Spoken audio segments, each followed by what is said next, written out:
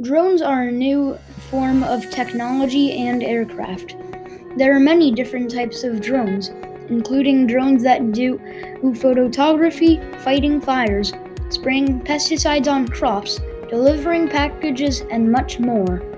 But doing all those things is hard. Drones are all equipped with special attachments, but that doesn't mean the attachments always work.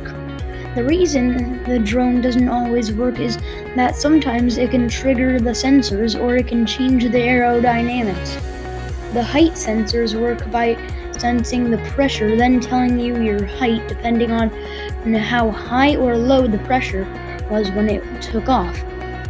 The thing that keeps the drone so steady is when there is a ton of wind, is the propeller speed changing when the sensors tell them to. Drones need to be steady to take great pictures and videos. When they are not steady, they are usually made for beginners or drone racers. Thanks for watching. Hope you enjoyed.